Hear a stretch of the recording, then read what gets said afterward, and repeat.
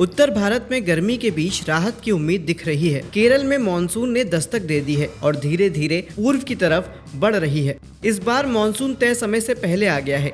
अब मानसून की शुरुआत के साथ ही किसान खरीफ फसलों की खेती की तैयारी शुरू कर देंगे। मौसम विभाग के मुताबिक अगले 5 दिनों के दौरान मराठवाड़ा में आंधी, बिजली और तेज हवाओं के साथ छिटपुट से लेकर मध्यम बारिश होने की संभावना है। कोंकण, गोवा और मध्य महाराष्ट्र में गरज बिजली और तेज हवाओं के साथ हल्की से मध्यम बारिश का अनुमान है। उत्तर प्रदेश में मानसून से पहले मौसम बदल रहा है। आपके जिले में गर्मी जल्द कम हो सकती है। आज और कल कई जिलों में अच्छी बारिश होने के आसार हैं। मौसम विभाग ने अलर्ट जारी करके ये जानकारी दी है। लखनऊ जिले के कुछ हिस्सों में आज हल्की बारिश हुई। उम्मीद है इससे किसान भाइयों को भी बड़ी राहत मिल सकती है। पश्चिमी उत्तर प्रदेश में आज और कल बारिश के साथ 30 से 35 किलोमीटर प्रति घंटे की रफ्तार से हवाएं चलने का भी अनुमान है। ऐसे में बारिश से तापमान में गिरावट आएगी और लोग राहत भरी सांस ले सकेंगे।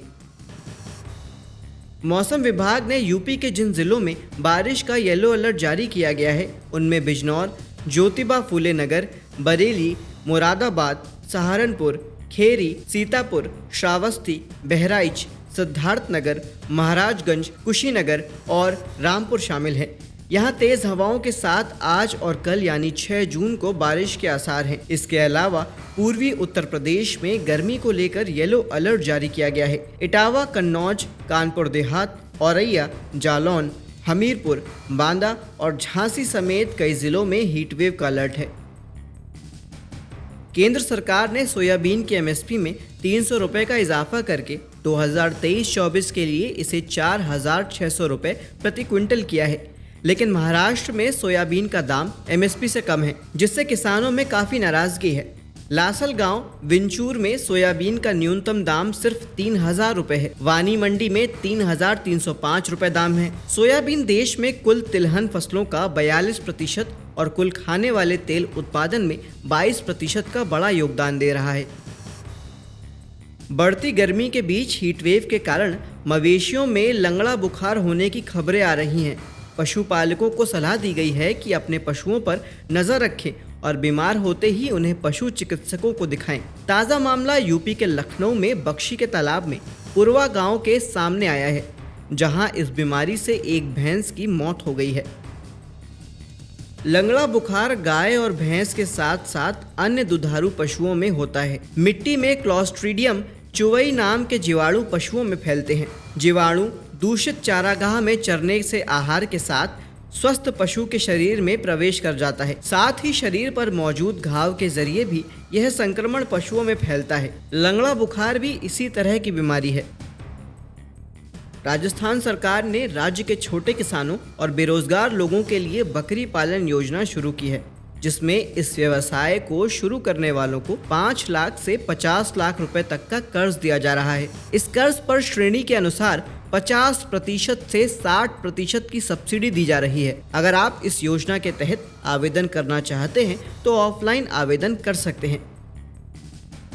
राजस्थान बकरी पालन योजना के तहत आवेदन के लिए आप नजदीकी पशु चिकित्सा कार्यालय से योजना का आवेदन पत्र ले सकते हैं। आवेदन पत्र में पूछी गई सभी जानकारियों को ध्यान से दर्ज करें। इसके साथ सभी महत्वपूर्ण दस्तावेजों को फॉर्म के साथ लगाएं और कार्यालय में जमा कर दें। इसके बाद संबंधित विभाग द्वारा आपके सभी दस्तावेजों की समीक्षा की जाएगी।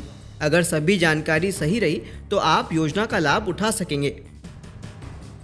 कृषि एक्सपर्ट ने बाजार को देखते हुए बागवानी में दिलचस्पी रखने वाले किसानों को केला, नींबू और आम की फसल में खास ध्यान देने की सलाह दी है।